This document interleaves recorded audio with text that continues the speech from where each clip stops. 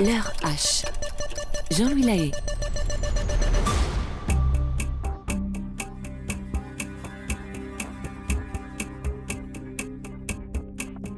Nous nous retrouvons aujourd'hui à Elkhorn, dans l'État américain du Wisconsin, État rural, bordé de forêts, de lacs et de fermes. Cette terre, bénie par les dieux amérindiens il y a des siècles, se situe entre Chicago et Milwaukee. L'air y est des plus respirables et la vie, elle, des plus tranquilles. Avec une communauté d'à peine plus de 6000 habitants, Elkhorn affiche un paysage de carte postale. Petite bourgade aux accents locaux, la rue principale s'étend comme au temps des pionniers. De part et d'autre, des habitations sont alignées en randonnions. On remarque cependant une rue étrange.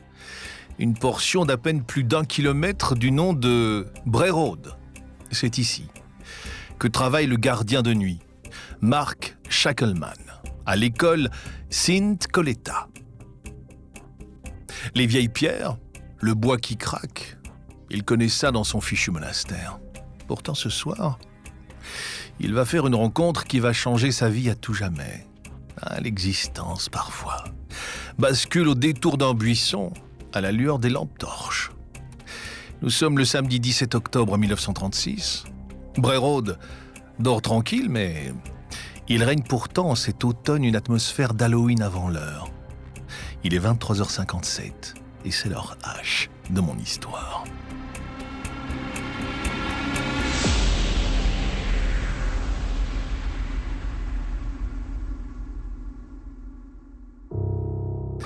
Il déteste ça, Halloween, le gardien de nuit.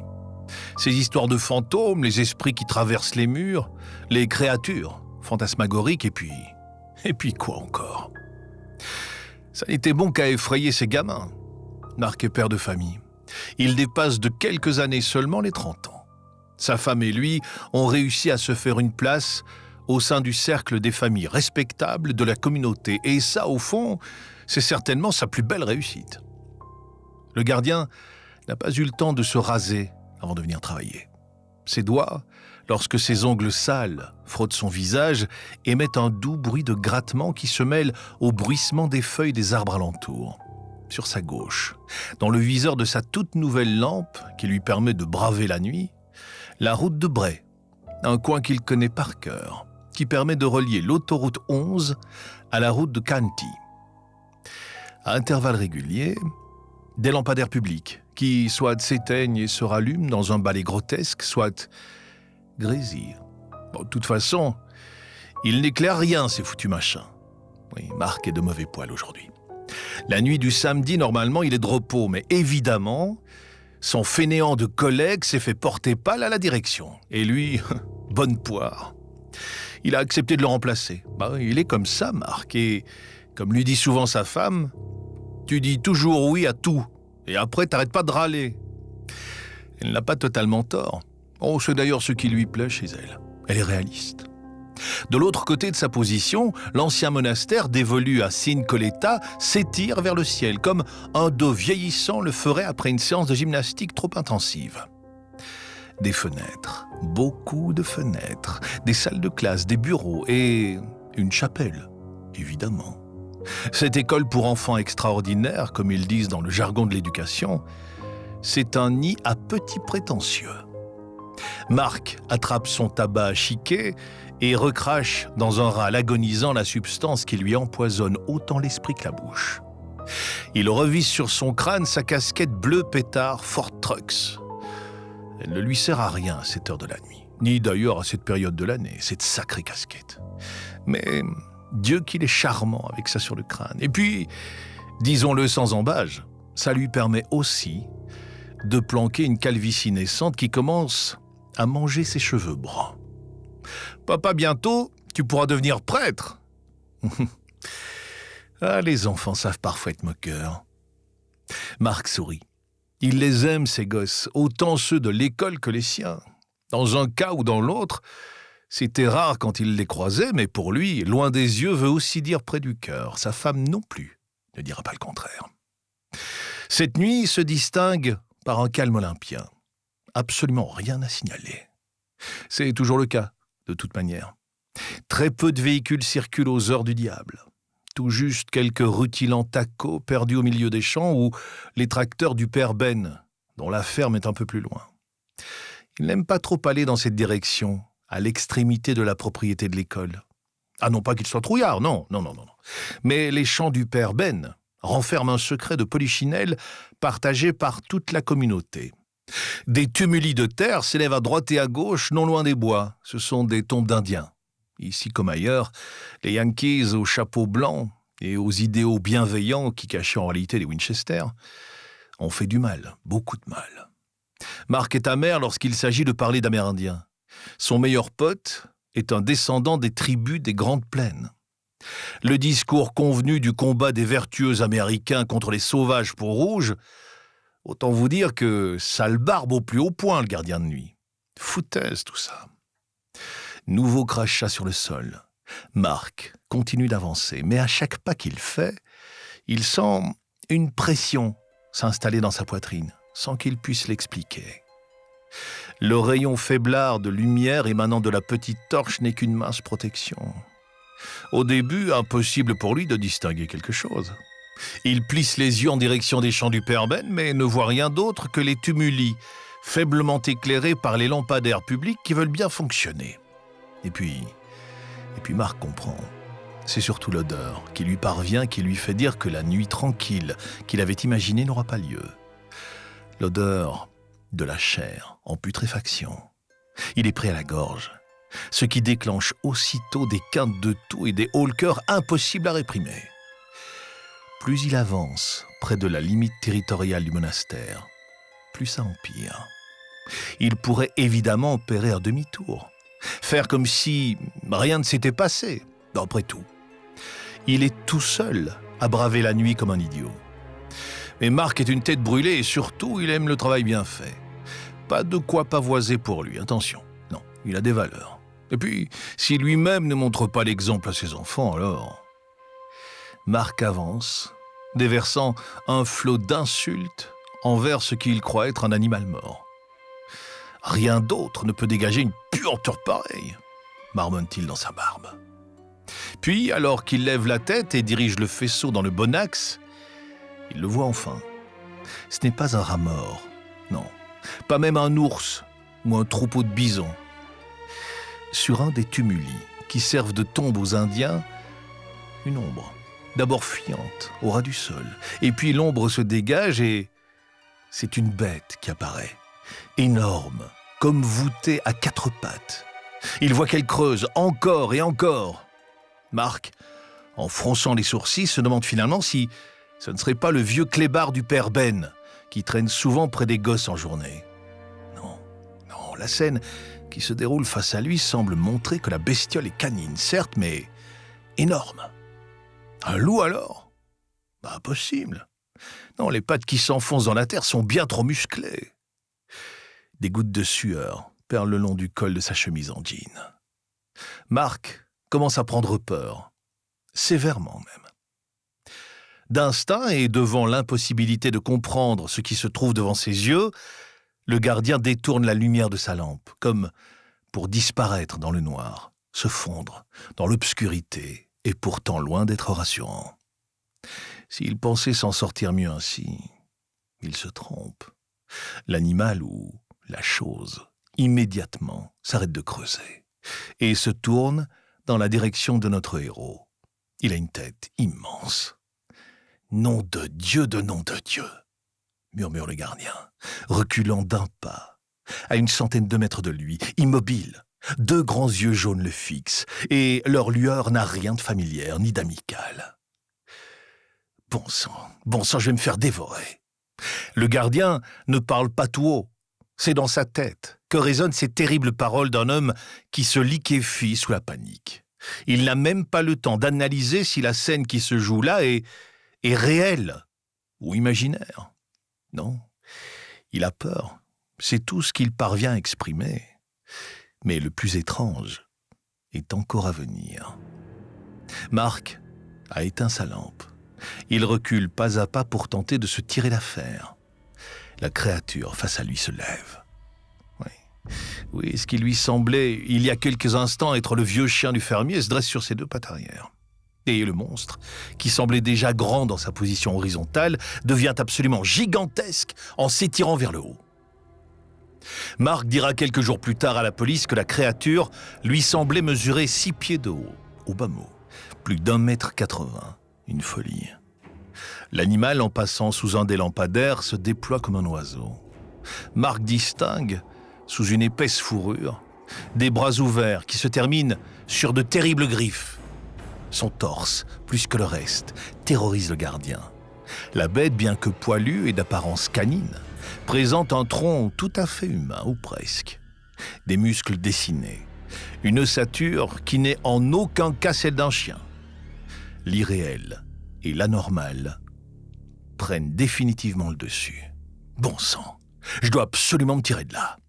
Cette fois, Marc se décide, toujours à reculons, à accélérer le pas. Il augmente la cadence, repasse les clôtures en sens inverse. La bête, toujours debout, n'a pas bougé. Le gardien risque la catastrophe. Il est loin d'être tiré d'affaire. Son pied droit glisse sur un caillou plus proéminent que les autres et voilà qu'il tombe net sur son séant. Il est foutu. C'est ce qu'il pense. Mais alors qu'incapable de bouger, il devient une proie évidente pour elle. La bête, toujours sous la lueur du lampadaire, ne bouge pas, ses yeux non plus. Ils sont plantés dans ceux de Marc. Impossible pour le gardien de se ressaisir. Il est comme hypnotisé par les billes jaunâtres qui le charment comme un fakir se jouerait d'un serpent. L'animal soudain gonfle sa poitrine et lâche, sans sommation, un grognement ignoble, comme le gardien n'en a jamais entendu de sa vie. Ce râle, cela peut aussi bien être celui d'un homme que celui d'une bête. Incroyablement puissant, il enveloppe toute la zone. Et puis d'un seul coup, l'animal s'enfuit, laissant le gardien là, penaud sur ses fesses, paralysé par la terreur.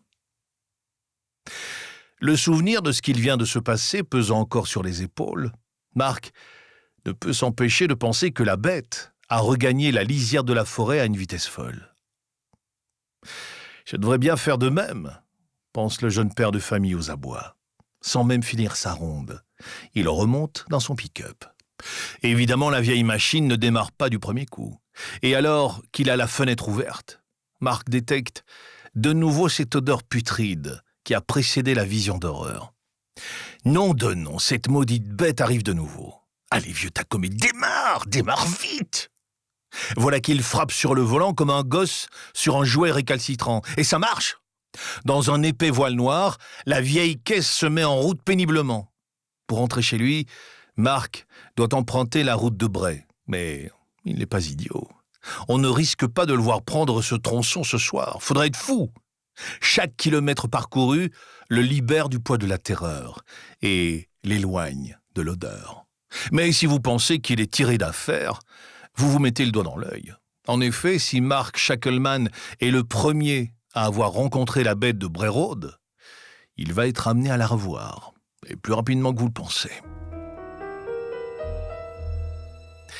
Notre histoire commence donc sur les chapeaux de roue par une nuit d'automne intrigante. De mystérieux événements posent question. Que s'est-il passé sur Bray Road cette nuit si spéciale et qu'a réellement vu Mark Shackleman? Patience, notre histoire n'en est qu'à ses balbutiements. Nous sommes le 18 octobre 1936. Non, vous ne rêvez pas. Le lendemain des faits que je viens de vous relater. Nous retrouvons donc Mark qui, bien que terrorisé, reprend son poste alors que son collègue est toujours malade. Le gardien de nuit n'a rien oublié de cette rencontre aussi imperceptible que terrifiante. Alors que notre homme est un loir qui dort presque toute la journée en temps normal, aujourd'hui, il n'a pas pu fermer l'œil. Chaque fois que son esprit plongeait dans le noir, 2 billes jaunes venaient le tirer des bras de Morphée. Marc est donc allé acheter une lampe, plus puissante, à ses frais. Et tant pis, il faut ce qu'il faut. En prévision d'une mauvaise rencontre qu'il n'a pas envie de faire, comme vous pouvez l'imaginer, Marc se poste en hauteur sous les toitures du bâtiment principal de Sin Coletta. Hors de question de se mettre à découvert et d'aller risquer quelque chose. Non, ce serait stupide après ce qui s'est passé précédemment. Son faisceau de lumière comme celui d'un mirador, balaie donc la zone des tumuli alors qu'il chique son tabac. La nuit fait son nid. La lune luit sur les toits des granges du vieux Ben et son vieux chien, au loin, derrière les grilles, hurle de manière régulière. Marc est à l'affût. On peut le comprendre. Chaque aboiement le fait sursauter. Sur ses tempes, de la sueur perle à la manière d'une fine pluie printanière. Ses capacités olfactives sont exacerbées. Pour tenter de percer à jour la fameuse odeur qui trahit la présence de la créature. Totalement sous pression, les pupilles aussi larges que la pleine lune qui le nargue tout là-haut, le gardien de nuit attend dissimuler derrière sa cachette murale l'arrivée du monstre. Il a un mauvais pressentiment. Il ne va pas être déçu. Tandis qu'au loin, près d'un tumulus, plus grand que les autres, un lampadaire public s'éteint et s'allume dans une danse effrénée. Marc remarque une ombre qui se glisse derrière le monticule de terre. Une odeur. L'odeur même, putride et indélicate, se propage dans les champs, jusqu'aux abords de son refuge, situé pourtant en hauteur. Oh non, pas encore. Pas encore, bon Dieu. Trop tard. Pas le temps d'agir. Pour la deuxième nuit d'affilée, les yeux perçants de cette terrible créature se plantent dans ceux du gardien. Tout comme la première fois, il est totalement hypnotisé. Il n'y a rien à faire, juste à se cramponner. Après tout, il a senti le coup venir et s'est mis à l'abri. Et il a bien fait. On dirait que la bête, elle, s'est presque habituée à la présence de ce gardien qui lui sert de compagnon. Mais Marc la dérange, ça ne fait aucun doute. L'animal ce soir ne se dresse pas sur ses pattes. Il regarde juste le gardien de nuit, crache son fiel, montre les dents et émet de nouveau un grognement très étrange. On dirait que la bête essaie de lui parler, dans un langage qui oscille entre le glapissement et le dialecte local. Celui-là même que parle le vieux Ben, par exemple. C'est peut-être au fond ce qui terrorise le plus Marc. La capacité de ce monstre à essayer de lui dire quelque chose. Car c'est évidemment ce qui sépare l'homme de l'animal, le langage. Et là, la barrière est proche de se rompre, grâce à la plainte qui s'échappe des dents aiguisées et de la langue pointue de ce loup aux abdos saillants. Cette fois, Marc, toujours sujet à cette peur bleue qui lui vient de l'enfance, n'a pas besoin de fuir pour se protéger. Ah non, il est en hauteur, donc à l'abri. La bête, elle, s'envole comme la veille, dans un nuage de poussière en direction des bois. Marc se refusera à descendre de sa position avant le lever du soleil. Le monstre, lui, ne reviendra plus le déranger durant ses rondes. Le gardien de nuit, de son côté, ira immédiatement prévenir les autorités le lundi matin. Il déposera une main courante.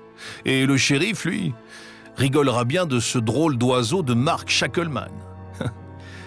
Et pourtant, lorsque le gardien de nuit se pointe dans les bureaux des autorités pour raconter son histoire, vous vous en doutez, il passe pour un fou. Néanmoins, il est certain de ce qu'il a vu. Aucun doute. C'est la première fois qu'on entend parler de la bête de Bray. Personne de sensé ne pourrait croire le pauvre Marc, qui, devant le manque de considération face à son témoignage, se mure ensuite dans un silence de plomb. Certains habitants suggèrent même qu'il devrait se faire interner. Mais pourquoi ? Lorsqu'on se penche sur le parcours de vie du gardien de nuit, il apparaît assez peu probable qu'il soit devenu subitement fou. Écoutez plutôt. Employé modèle, mari, père de famille respectable et bien intégré dans la communauté. Il y a cependant de quoi être étonné devant ce qu'il raconte avoir vécu. Difficile également de croire qu'il ait pu imaginer de toutes pièces, fantasmer ou confondre un animal capable de se dresser au-dessus du 1,80 m.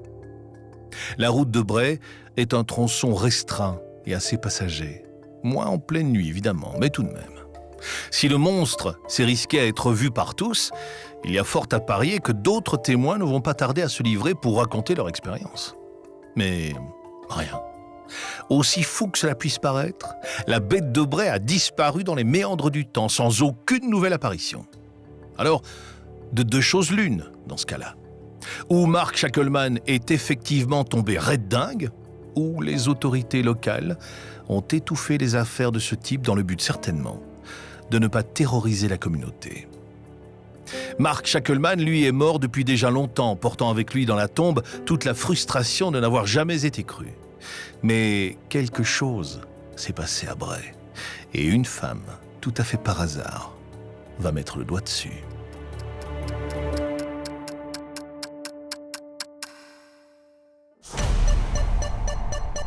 L'heure H. Jean-Louis Lahaye.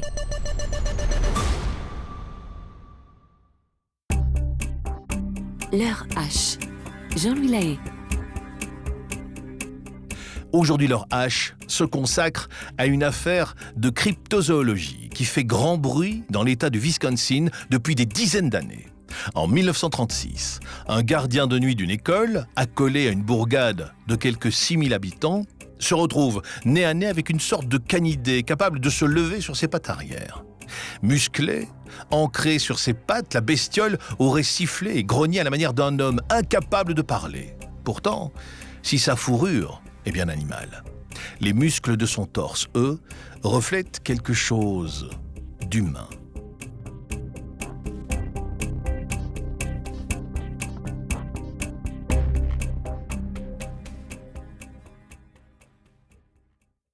Personne ou presque ne croira les dires de ce pauvre homme de son vivant. Mais l'affaire, qui disparaîtra avec lui dans les limbes, finira par ressurgir de la plus surprenante des manières. Nous sommes au début des années 90. Linda Godfrey est une jeune journaliste qui débute une carrière qu'elle espère riche. Elle est aussi l'une des dessinatrices du journal Walworth County Week, un hebdomadaire de l'État du Wisconsin à la renommée somme toute modeste. Linda se trouve un jour dans le bureau du shérif du comté d'Elkhorn. Sa direction vient de la placer sur une enquête qu'elle n'a aucunement l'envie de creuser, la bête de Bray. Depuis quelques années, sortent épisodiquement dans la presse des témoignages qui parlent d'une espèce de loup gigantesque qui renvoie parfaitement, ou presque, à ce qu'avait pu raconter le gardien de nuit bien des décennies plus tôt. Mais Linda ne se laisse pas impressionner par ces histoires. Elle n'y croit pas. Les bestioles imaginaires, c'est forcément de la tox.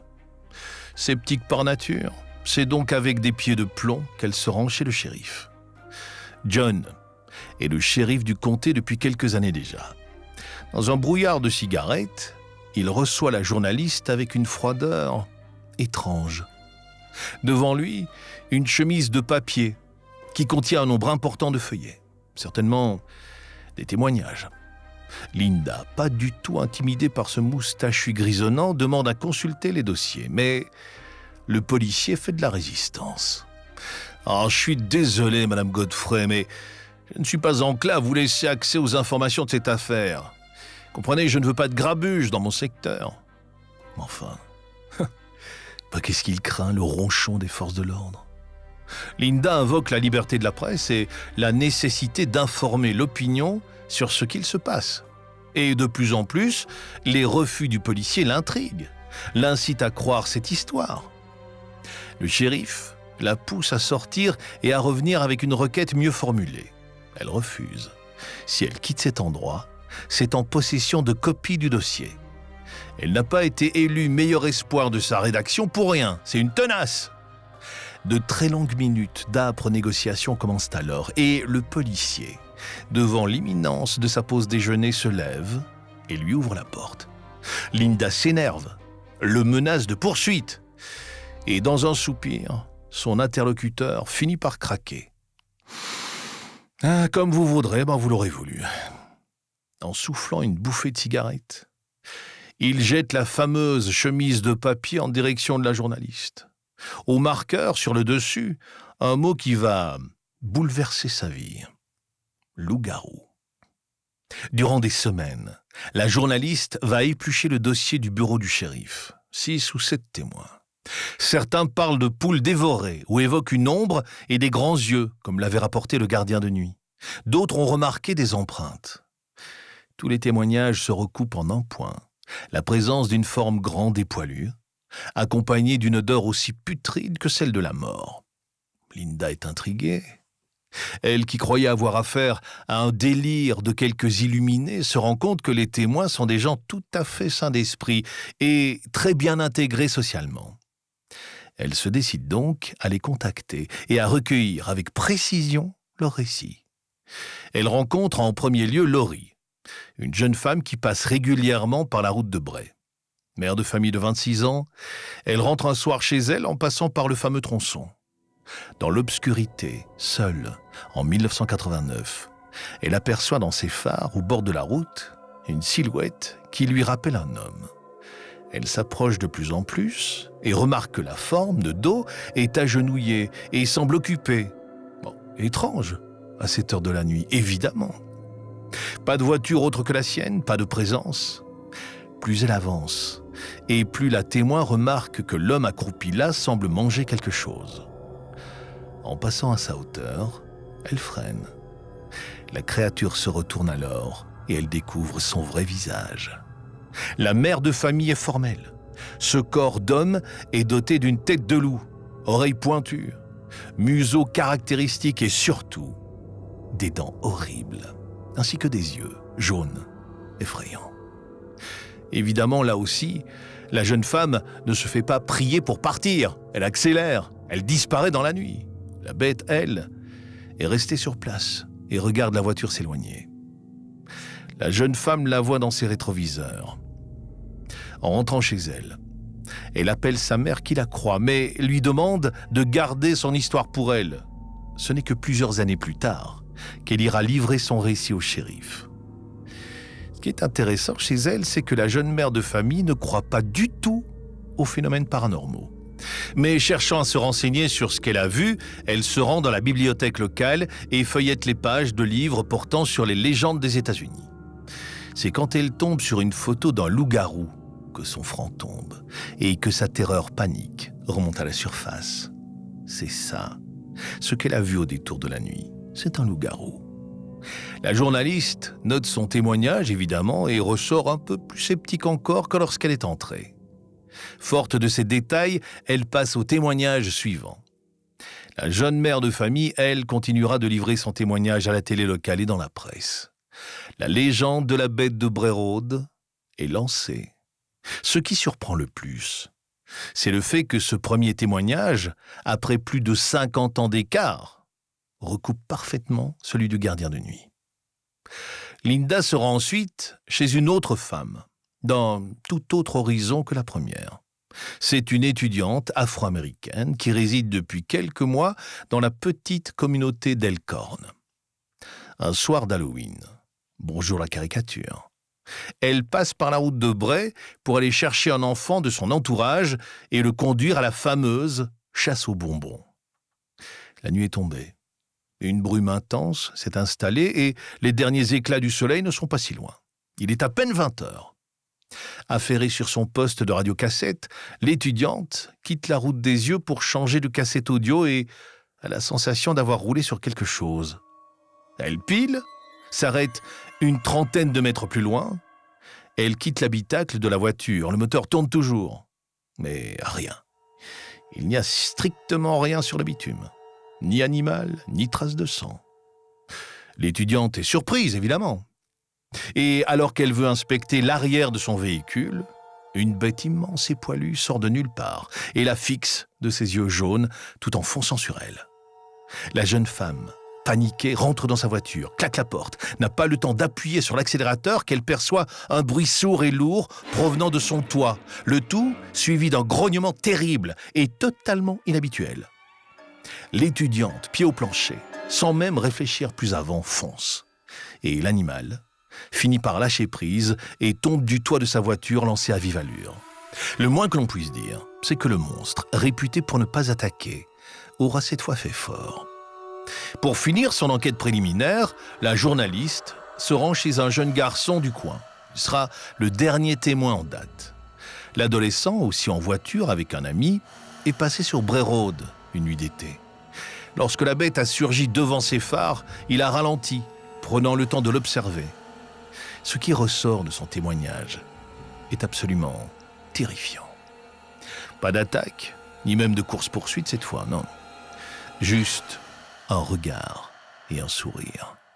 Le jeune homme raconte à Linda que le monstre, en voyant passer le véhicule au ralenti, a fixé les jeunes gens de ses yeux jaunes et de ses dents immondes, leur a fait un sourire narquois et terriblement humain.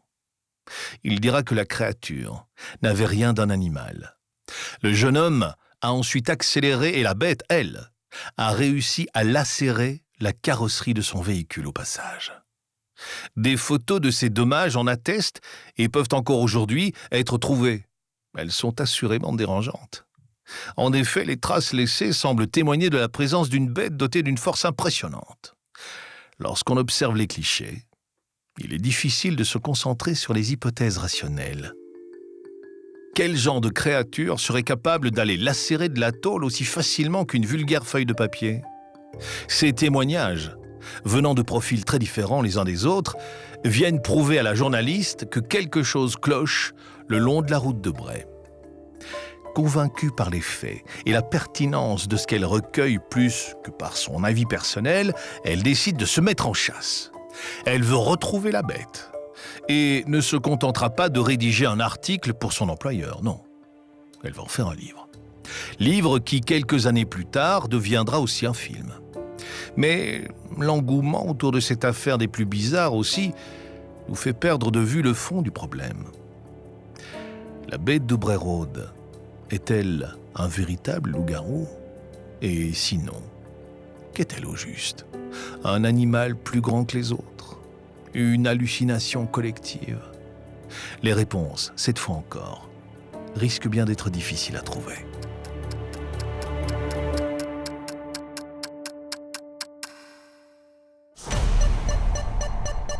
L'heure H. Jean-Louis Lahaye.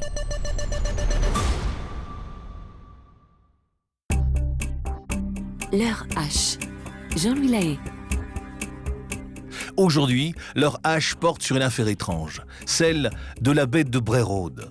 Aperçu pour la première fois au cœur des années 1930, l'animal, que d'aucuns nomment loup-garou, est un mystère qui disparaît pendant de nombreuses années, avant de revoir le jour, suite à un travail d'investigation mené par une journaliste.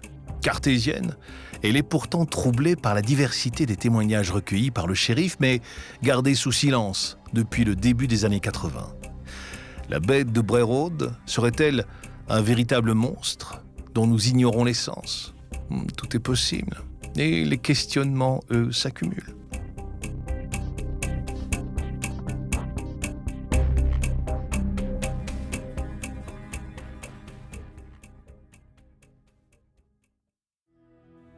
Bon, allez, assez rigolé. Tentons de percer le mystère de cette fameuse bête de Bray Road.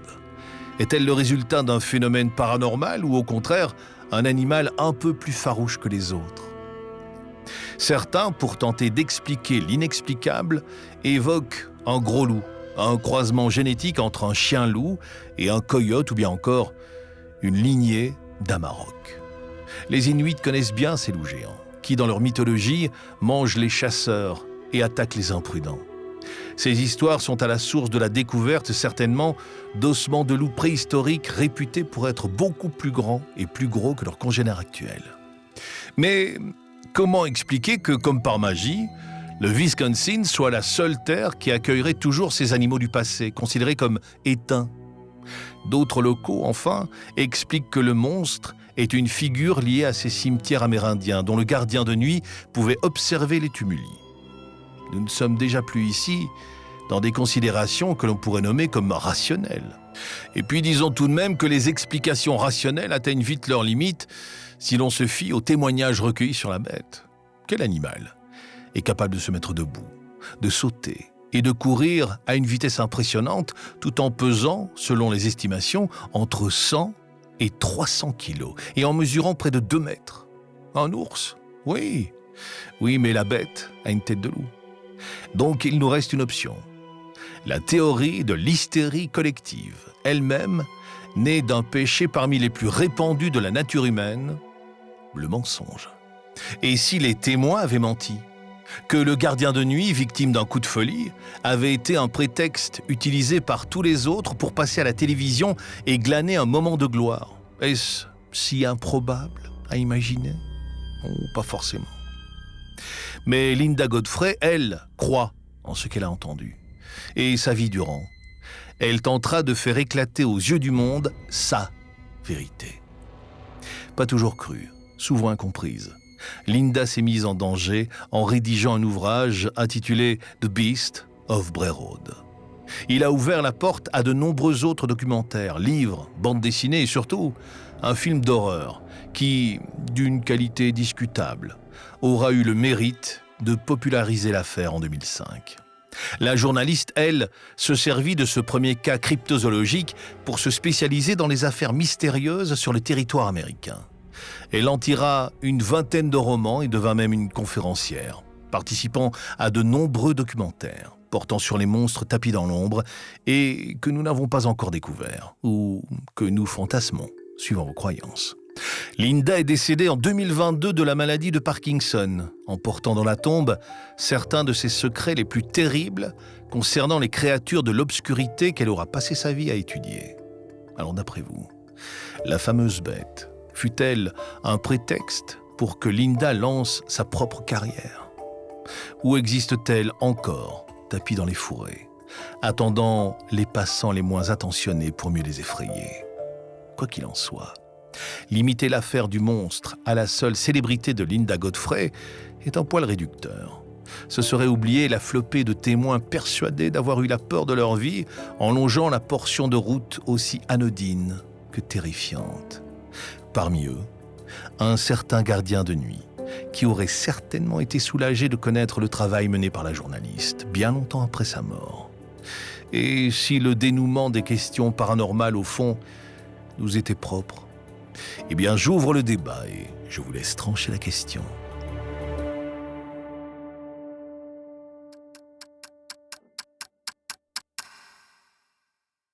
Voilà pour cette histoire que j'ai eu le plaisir de partager avec vous grâce à la plume de Valjean. L'heure H. Jean-Louis Lahaye.